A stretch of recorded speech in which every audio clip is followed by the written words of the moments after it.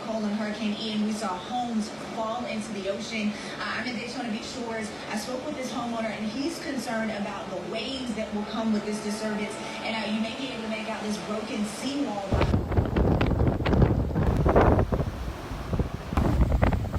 The 2022 hurricane season ended on November 30th.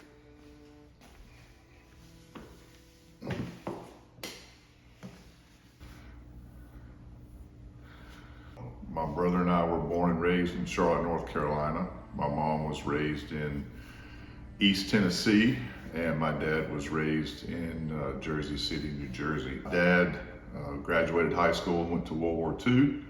He flew as a pilot in World War II, and he flew in the Korean War, and he also flew for Eastern Airlines after his service in the war. So my dad went to college, and then he went to the Korean War, and then he got married to my mom when he was working with Eastern Airlines. They met here in Charlotte, North Carolina. They settled here, and the year I was born, my dad bought the property in Daytona Beach shores. He then eventually built the house in 1975 when I was 5 years old. Lots of good memories, spending time down there with the family. Learned to surf down there. That was one of my favorite recreational summertime activities. When times are good, times are really good, but when times are bad, they can be bad. We'll continue its track through Florida, sliding just northeast through Orlando and then moving off of the coast of Florida. In the 1980s, there really weren't a lot of storms that passed through.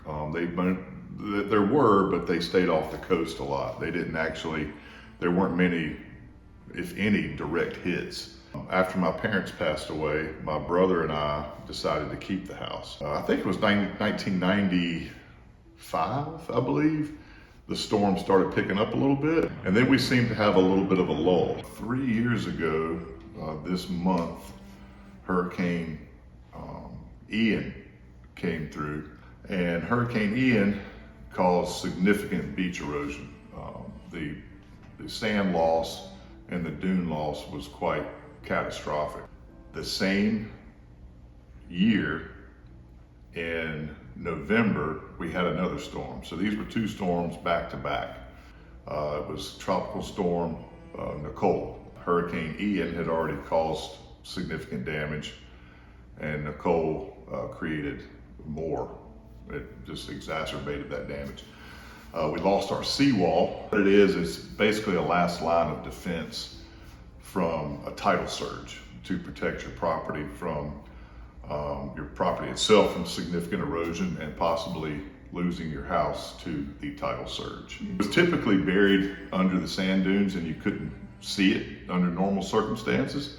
However, when Hurricane Ian came through, it washed all of the sand dunes away with the significant erosion, which exposed the seawall. Mm-hmm. And then with the tidal surge and the strength of the tidal surge from Hurricane Nicole, we had a catastrophic failure and the seawall was completely destroyed. If the storm would have gone on for another hour or two, we probably would have lost the house. The house probably would have collapsed. After the storms, I went down and to assess the damage, and the first time I saw it, I was in disbelief. I couldn't believe that actually happened.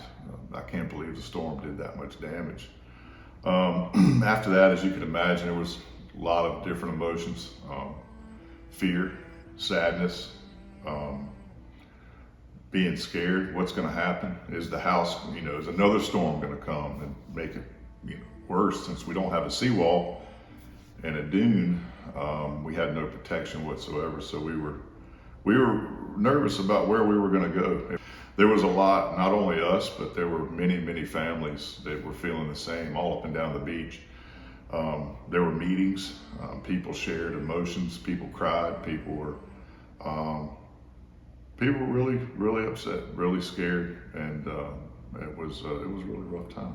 Yes. We initially met in 1988 when I purchased my home here. Danny at that time was just a teenager. I met him and his brother John, and they would borrow surfboards from me to go out surfing. Danny has always been active in the community here in Daytona Beach Shores, especially so since the hurricanes, Ian and Nicole, trying to work with community leaders, figuring out plans as to how to prevent occurrences that occurred during those hurricanes from happening again. I've been through many, many hurricanes here over the years.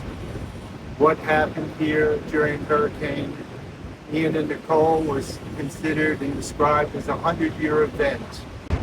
The fear of 100-unit condo buildings toppling into the ocean and scores of family homes being destroyed and left uninhabitable was something totally unimaginable, and I never believed that could possibly happen.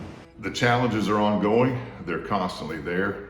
We're trying to get the property repaired and back in shape before any catastrophic hurricane or storm comes again. That is the highest priority right now. And we're almost there. We're almost, hopefully next month, we'll be able to start work and construction on the restoration of the seawall and the property.